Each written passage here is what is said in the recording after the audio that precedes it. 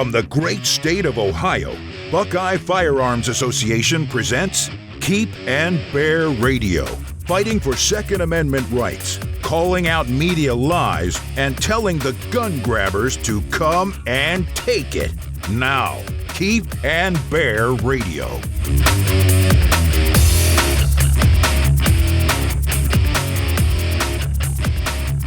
A Delaware County judge has issued a ruling prohibiting the city of Columbus from enforcing its unlawful magazine and gun storage laws. The Sixth Circuit Court of Appeals ruled against the ATF on their definition of bumpstocks as machine guns.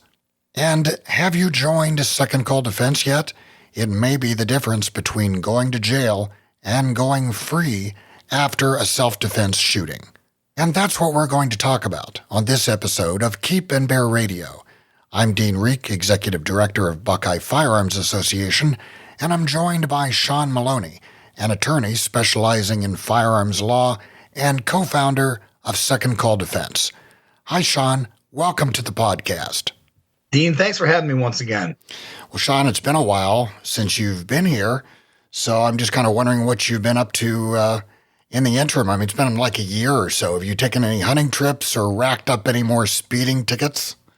I think mostly I've been staying pretty close to home, dealing with the little finite instances of law, dealing with firearms in the state of Ohio and certainly all over the country in federal court. It's amazing how we think we've clarified the law, but there still seems to be problems. Every turn we take, someone tries to object, and I think that's partly why we're here today. Well, and then we also heard recently that there might be some law enforcement education that is incorrect on the law because it's changed so much. And so we're looking into that, trying to find out what's being taught to law enforcement. And then maybe we might have to go to the Attorney General and see if we can have some clarifying information sent out. You know, Dean, that's not that unusual. Part of the work that I do is on a regular basis, I'll take phone calls from sheriff deputies, from police officers throughout the state of Ohio, especially when laws have changed dealing with firearms, and they ask me questions at any time of the day or night. And that's the problem, is the laws change so quickly or change so often sometimes that these police officers don't have the proper training. They want to do the right thing, and they want to enforce the law properly, especially when it comes to law-abiding gun owners. But they just don't have the information, unfortunately. And I think Buckeye Firearms came out with some information where flat out they're being given the wrong information. So I wanted you on the podcast because, again, it's been a while, and I wanted to talk about Second Call Defense, which is a company that you co-founded. But before we get to that, since you're an attorney and you're here, there have been a couple rulings recently, and I wanted to get your take on that. The first one is this ruling that came out of Delaware County, out of the Delaware County Common Pleas Court. Judge Gormley, I think I'm pronouncing that correctly, David Gormley, recently issued a ruling prohibiting the city of Columbus from enforcing its unlawful ordinances that would outlaw the so-called high-capacity magazines and implement gun storage restrictions. Now, Sean, this is good news for Columbus residents with magazines that can hold 30 or more rounds, because they've been facing a deadline of July 1st to get rid of those magazines or face up to a year in jail. Literally, you can go to jail for having those magazines. But the judge specifically granted a preliminary injunction. Now, I don't think most of our listeners are attorneys. Can you explain what a preliminary injunction means? Yeah, basically the judge has ruled that up until the point in time, for now, everything is status quo. We're not going to change anything yet. We're going to wait for a final resolution of the case before the court. And generally speaking, when you get a preliminary injunction, that's almost 99.9% of the time the way the judge is going to go. So it's essentially the law is secure in that place, but the preliminary injunction is saying, hey, there's going to be too much harm done by enforcing this unconstitutional, in our aspect, this illegal law in violation of 9.68 right now. So let's wait till the resolution of the case. But until we get to that point in time and the court rules, nothing's going to change. You're not going to have people turn in 30-round magazines. You're not going to ban these things. Everything remains a status quo. The judge said the preliminary injunction will remain in effect until it's dissolved or the judge himself modifies it, or the case is resolved on the merits. So I just want to be clear on what all that means. What does it mean to dissolve an injunction? Well, the judge is going to come to the determination for whatever reason that the injunction doesn't need to be in place anymore because there's a final ruling in the case. There's a final ruling on the merits. And so the judge has the right to dissolve that because he created the temporary injunction, so we can dissolve it and say, you know what, we're going to enforce the law according to 968 the way it is right now. There's no magazine restrictions. There's no assault weapons ban. There's no whatever else you're trying to come up with. So the judge can do that because the judge granted it, and when it's time for it to be over and the regular law takes place, then that's a situation where they can dissolve it. And of course, when it's resolved on its merits, the case is over with, and the case went according to the way 9.68 was written to be that you can't ban magazine capacities or assault weapons. So people with these magazines with 30 or more rounds, or people who, maybe don't want to store their firearms in the way that Columbus wants them to, they're off the hook for the moment. In other words, that July 1st deadline no longer applies as long as this injunction stays in place, correct? That's correct. And I don't see any reason why the injunction won't remain in place the way it stands, because what it's doing essentially is protecting the status quo and protecting all those innocent, law-abiding citizens that are owning something they legally have a right to own, which is a 30-round magazine or a 40-round magazine or whatever it is. So, Sean, here's the part I'm confused about. So Columbus is suing the state over preemption, and the Buckeye Institute is suing Columbus. So there are two different cases, but the Columbus suit is now in 2 counties, and the Buckeye suit is in a 3rd county. So how do these cases and jurisdictions interact? There are 3 judges involved, 3 different jurisdictions, 2 different cases. What's going on with this? How does this get worked out? There's a number of different things that can be done. I mean, the cases could all be joined, or the cases can all independently be brought to resolution. And then if they all have the same resolution, every judge determined and interpreted 9.68 or interpreted the laws the same, then everything moves forward. But if one of the courts says, you know what, we agree there's a magazine capacity ban, and the 2 others go the opposite direction, then there's a conflict within the districts, and there has to be a motion to certify the record filed, and that's sent to the Supreme Court, because obviously the court of the land is a court of appeals in each county that you're in. But then when it goes above that, it's the Supreme Court. So the Supreme Court has to make the decision, because you have 2 different counties ruling on the same law differently. And so now there's confusion. Nobody knows what to do. So it goes up to the Supreme Court on a motion to certify the record, and the Supreme Court will give us the final say on what the law is. So you're fairly confident then that this is going to go to the Ohio Supreme Court? If I'm confident it'll go that way, if the 3 different courts rule differently.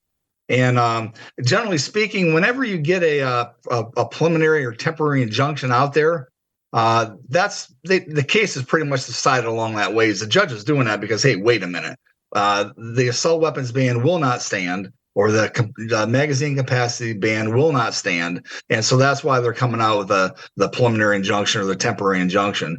And so, if in fact 3 courts are different in any way, it could be 2 to 1, 1 to 2, whatever way it is, they will go to the Supreme Court. So rest assured, it has to, because we can't have a state of Ohio where there's differing laws, because again, we have preemption. 9.68 says the law is the same. So Franklin County can't have a different law than anywhere else in any other county. Whether it's Butler County, whether it's Cuyahoga County, it all has to be the same. And if it's different, then the Supreme Court has the final decision to tell us what the law is. Now, this is not just happening in Columbus, because Cincinnati has also passed some laws focusing on mandatory storage. They didn't get into the magazines, but they're suing Ohio as well. So that's yet another case, and that has to be dealt with as another case, right? So here's a question. If this does go to the Supreme Court, can the Supreme Court basically just, wave their magic wand and decide all of these cases all at once? They can pull everything together if they're dealing with the same thing. They have the power to do that, to consolidate all those cases. And certainly you can consolidate those cases under 9.68, and they can make the rulings there. And expeditiously, that's probably the best way for them to do it. But again, when Buckeye Farms Association or the foundation sued the city of Cincinnati successfully for their bump stock ban and their trigger modifier ban, it was important to remember that we all knew that they were breaking the law doing that, but they just filed those lawsuits, whether it's a Bloomberg-based lawsuit or whatever it is. They just try to chip away at it and try to win. But I think politically, mostly, they're just trying to act like they're doing something. And I can't believe that certainly any city solicitor, any of the county attorneys are going to know that 968 is clear in what they're saying. And so they're filing these lawsuits, passing these bad laws as a political challenge.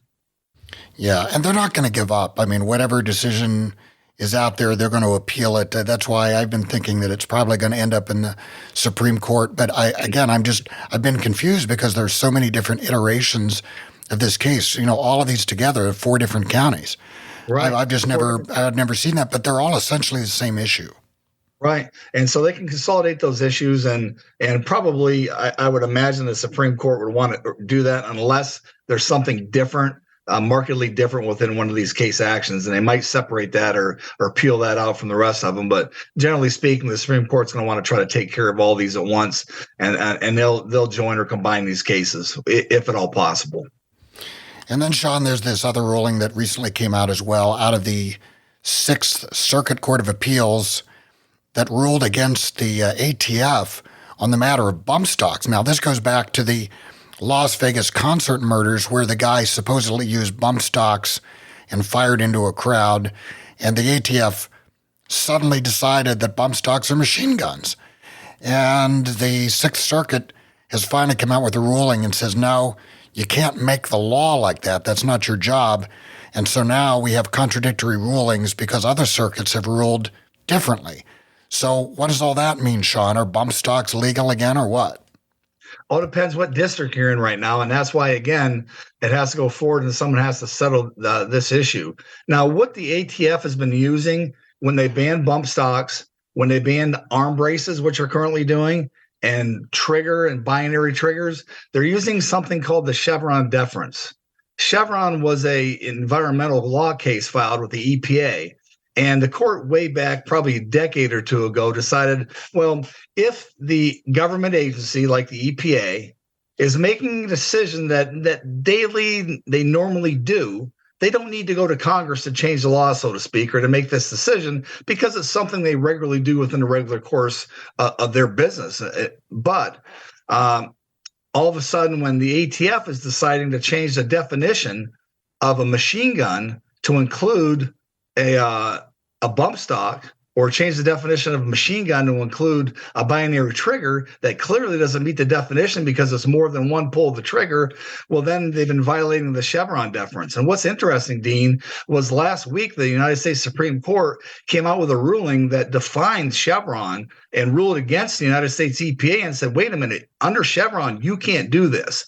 And I believe that the part of the reason why they did this is they know they have the arm brace coming up, and they know they have bump stocks coming up. So they've clarified the issue in this case last week. And finally, when it gets heard, now that's the new law of the land, the way you define Chevron deference and apply it, I think things are going to change for the good for us gun owners. As well, it should. It's not tricks. It's just the proper interpretation of what the court meant when it said, if it was something you do in a everyday business, you can make those changes. But these are wholesale changes that completely change the way things have been defined. When you've been telling people for decades on a number of opinions and letters that you as an ATF have written that, yes, you can have these bump stocks, no problem. And then all of a sudden, one day you wake up in the morning and say, you know what? They're illegal. If you have them, you're a felon.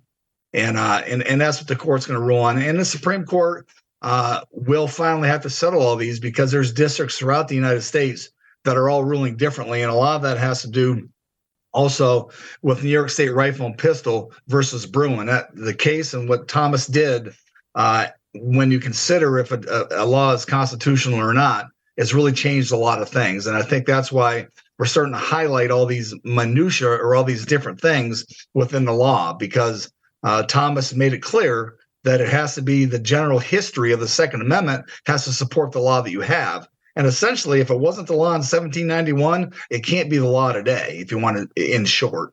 So I'm not familiar with the schedule of the United States Supreme Court. How long would you guess that it would take for this to get to the court, and when would they decide? I mean, what is their, because they've got an unusual schedule, like when they start and when they end. They can expedite matters and take care of matters as they see fit.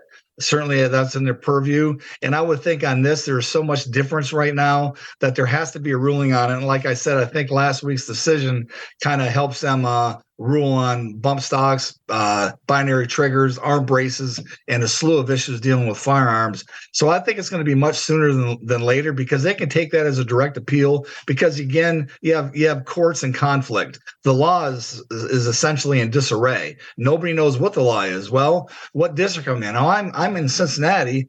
I'm in the 6th district, so I can have a bump stock. Well, wait a minute.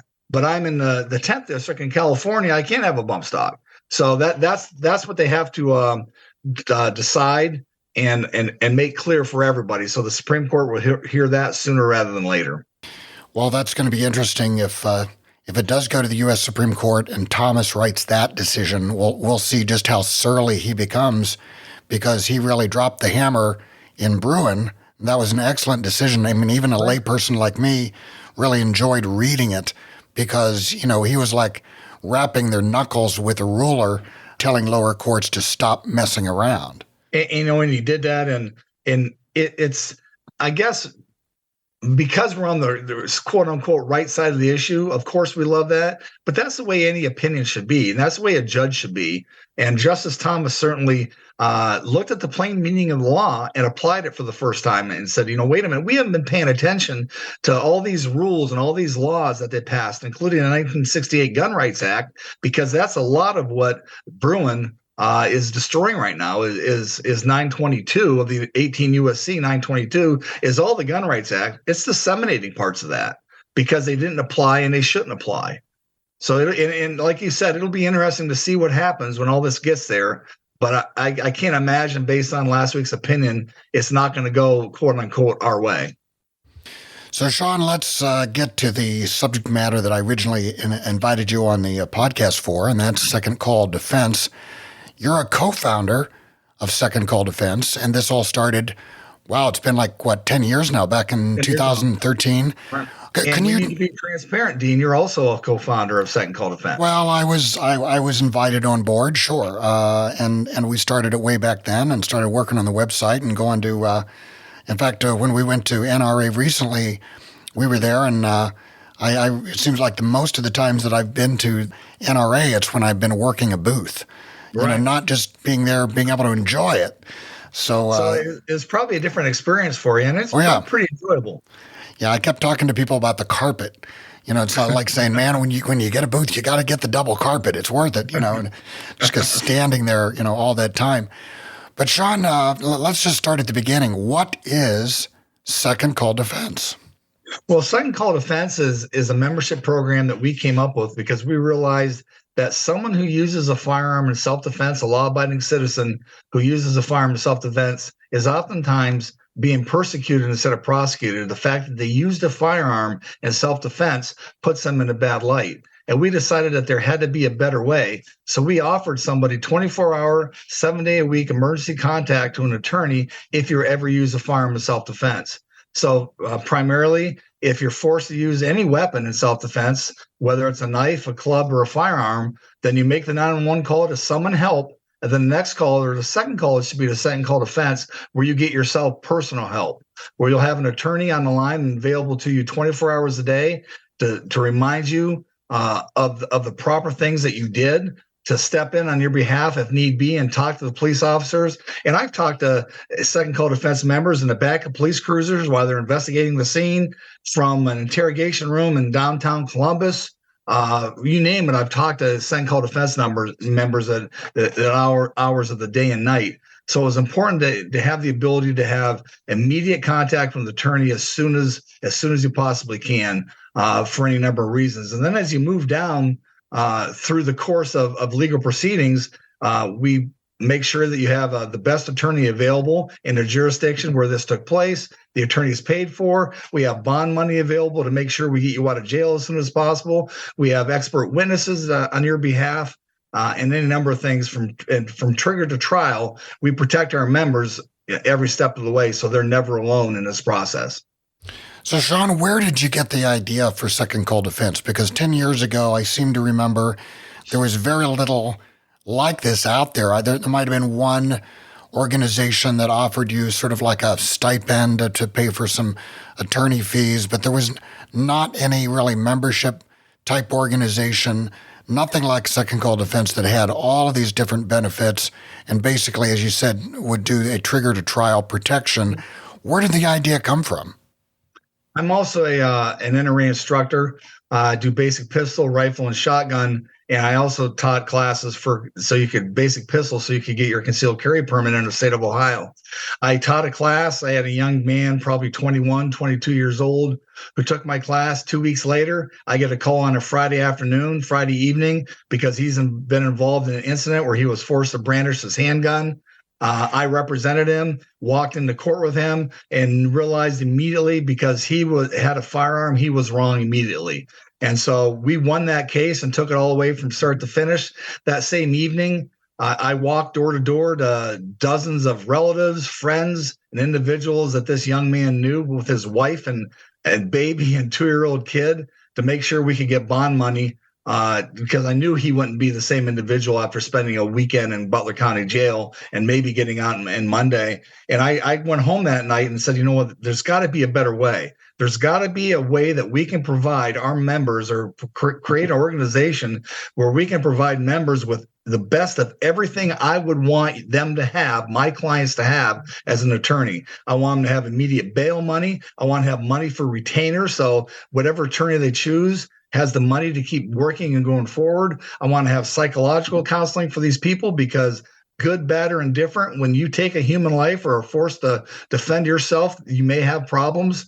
And I just wanted everybody to have the best that any client of mine could have. And that's how Second Call Defense came together with you and a couple other partners, where we continue to improve this as it went along. Sean, can you walk us through a scenario?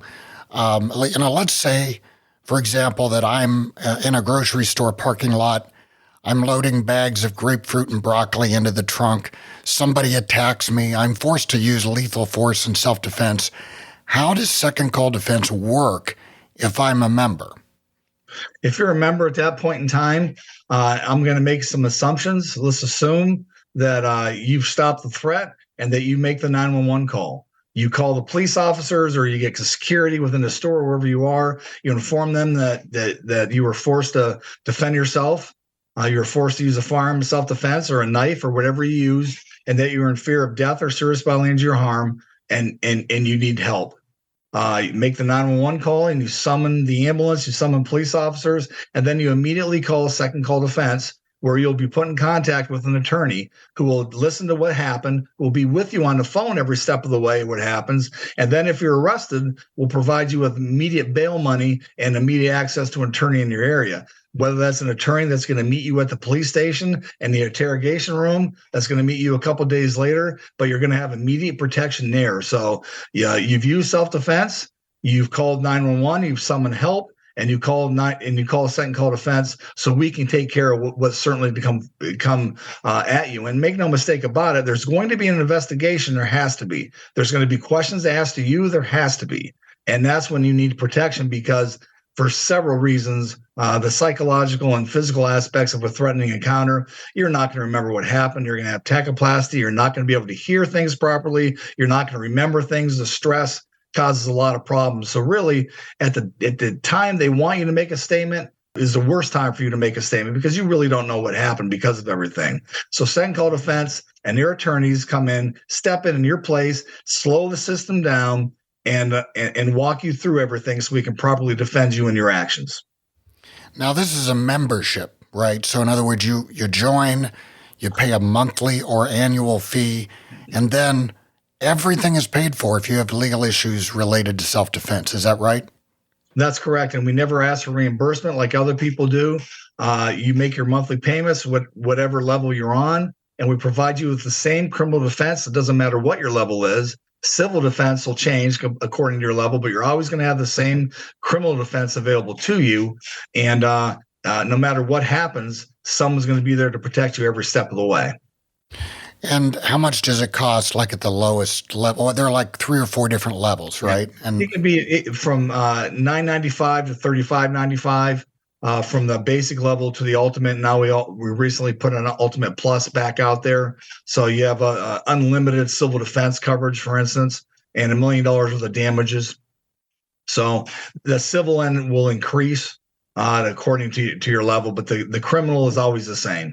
We're always going to make sure that you're protected criminally. how much can it cost? I mean, if you don't, this is a membership where you're paying sort of a regular monthly fee, or you pay annually a fairly reasonable amount. But if you don't have something like this and you're just getting a lawyer after the fact, how much can that add up to? You know what? Depending upon what the case is, it can be extremely high. I can tell you, we had a member in California, just outside of LA, and was probably in the wrong county to have a firearm. He used self-defense against a neighbor that was attacking him, and everything was on film. So you would think that clearly our second call defense member was in the right, but he was arrested for first-degree murder and thrown in jail. And every attorney that we talked to and every attorney that he referred us to, his family picked the attorney, wanted $100,000 up front immediately. And second call defense stroked the $100,000 check for our member, and he was acquitted of every charge involved except for using the wrong kind of ammunition because he was in California. Yeah, how many people have $100,000 just burning a hole in their pocket, Sean? Well, and that's it. And that's why I say hardly anybody does.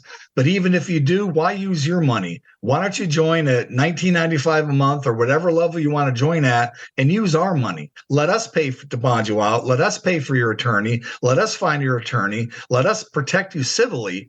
Don't put that burden on yourself. There's no reason to do that because we're here for you. So, Sean, I'm looking at the website right now, since you were mentioning the benefits.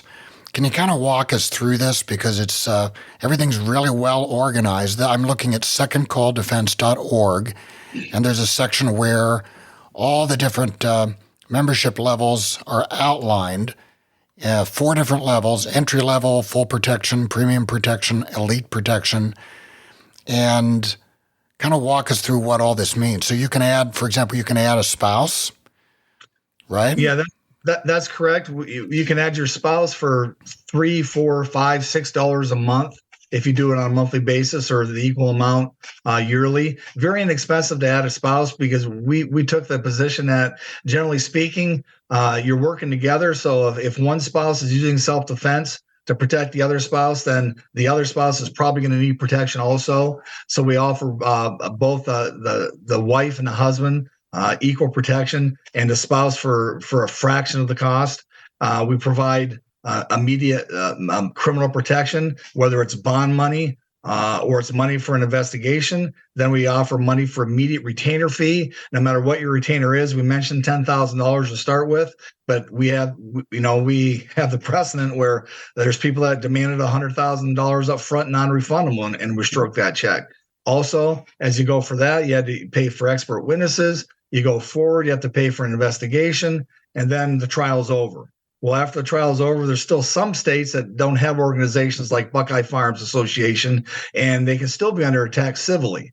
And when that comes into play, immediately upon notice that you're being sued civilly, second call defense has up to unlimited amount of civil defense protection available for you.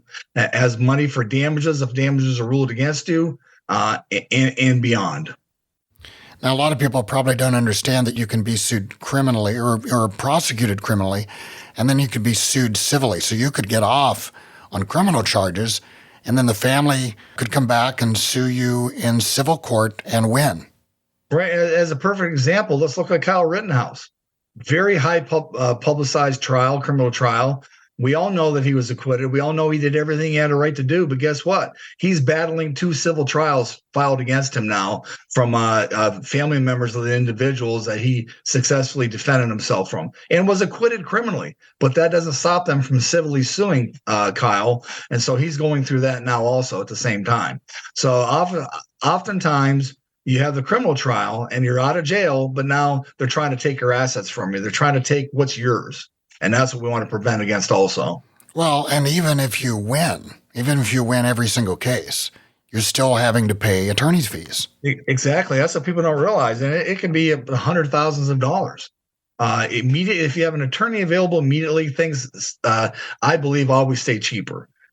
Just because you have an immediate protection criminally, and then going into civilly, things stay manageable. But if things get out of control, it's thousands and thousands and thousands of dollars.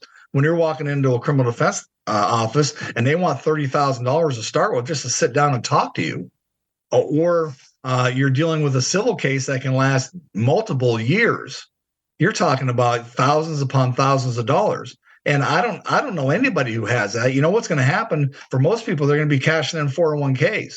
They're going to be borrowing money. They're going to be getting second mortgages on their house, and that often happens. So just be prepared and be ready for whatever the monthly fee is, and then have second call defense be available to take care of you for the criminal defense and then the civil defense, because we can take care of it all. And you don't have to go bankrupt to protect yourself and to keep yourself out of jail and to save your assets.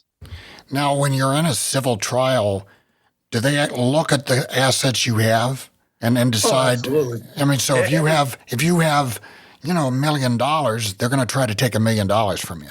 Oh, absolutely. The civil attorney and their depositions are going to find out. They're going to get records. They're going to get bank records. They're going to get all the information they have of what your assets are, and then they're going to go after your assets.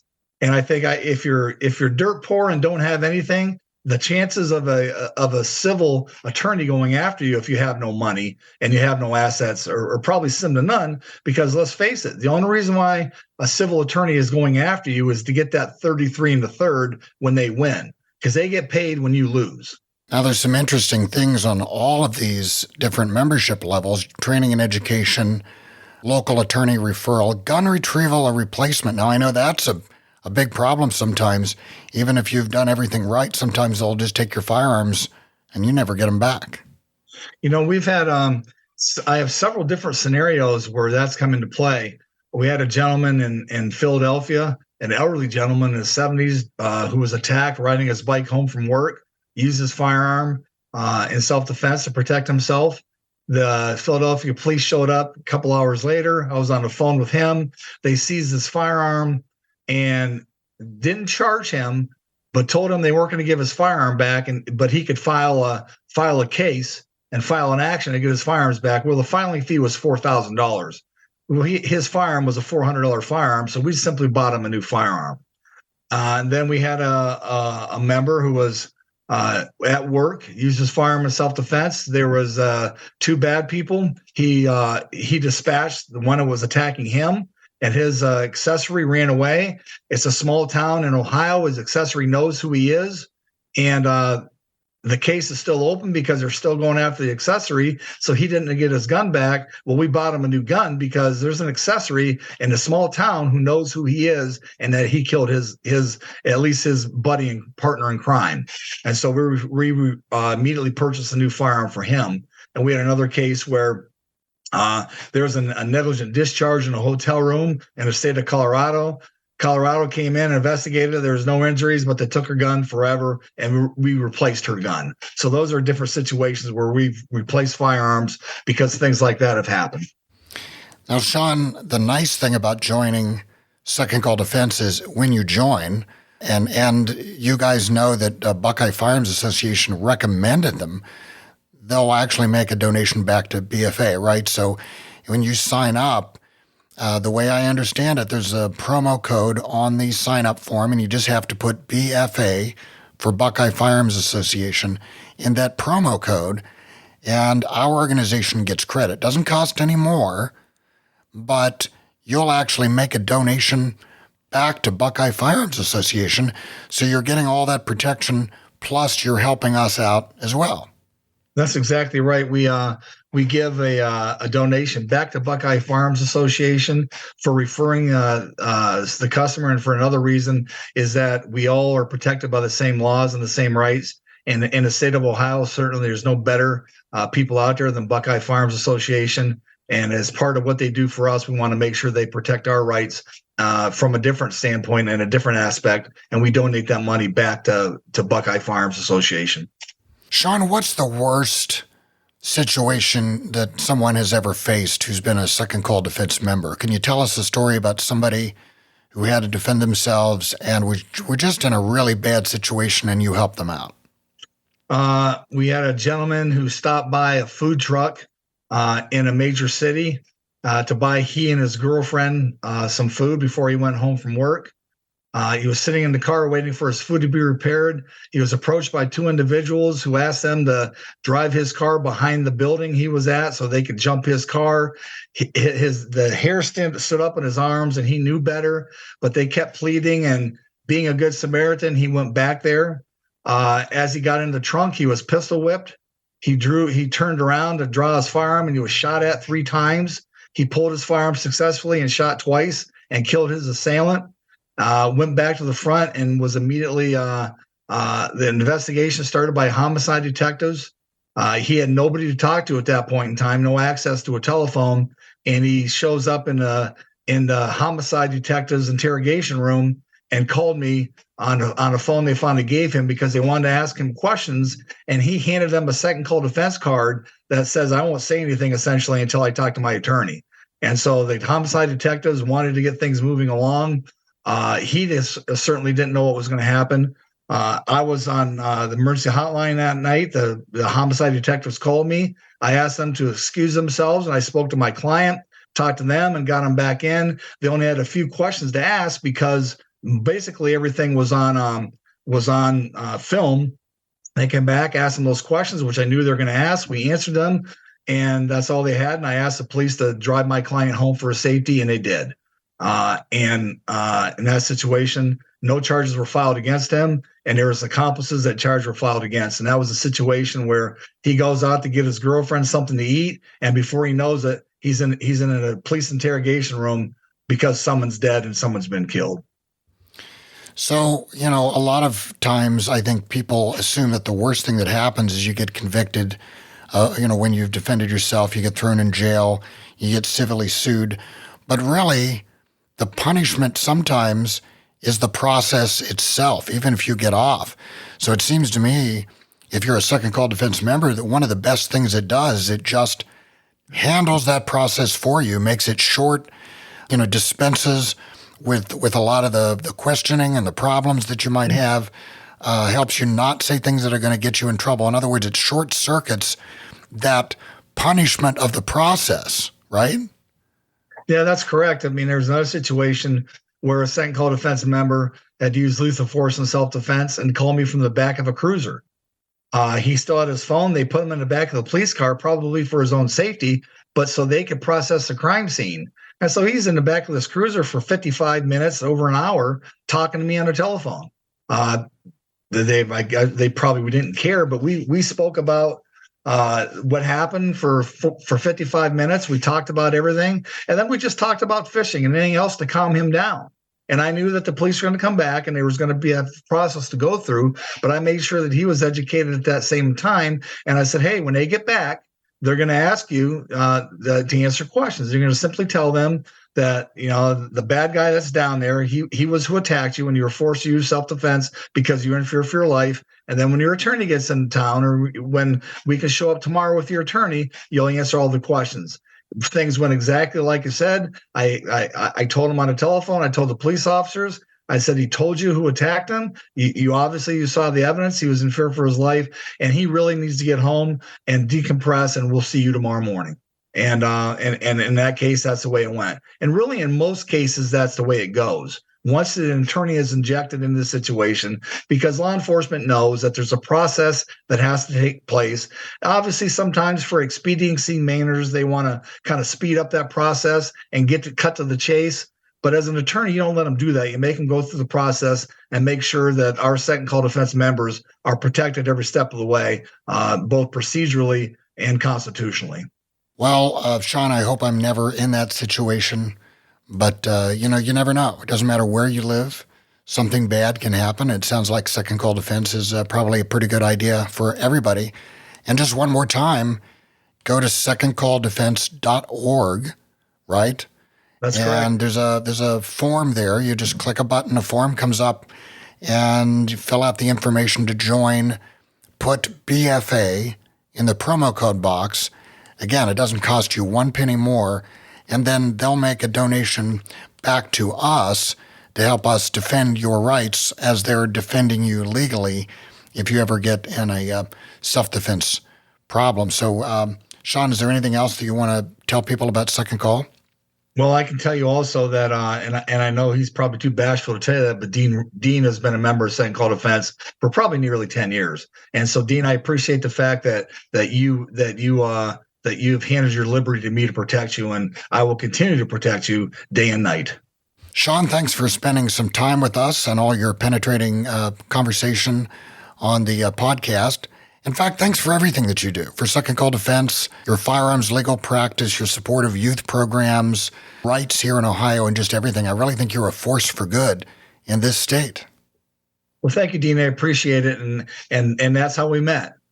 Because we're both on the same fight, we're both doing the same things, and of course, I and nobody that's listening to you right now can say enough about Buckeye Farms Association and what you've done for the state of Ohio. And I can tell you that there's not a day that goes by that I'm not talking to somebody from another state that says I wish we had Buckeye Farms in our state.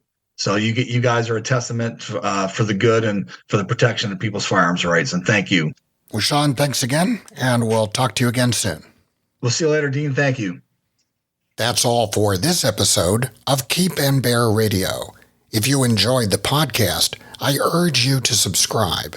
And please subscribe to the Buckeye Firearms Association newsletter at buckeyefirearms.org. If you'd like to become a member and support the work of BFA, go to joinbfa.org. Use the discount code PODCAST to get $10 off your membership. That's joinbfa.org. We'll see you next time on Keep and Bear Radio.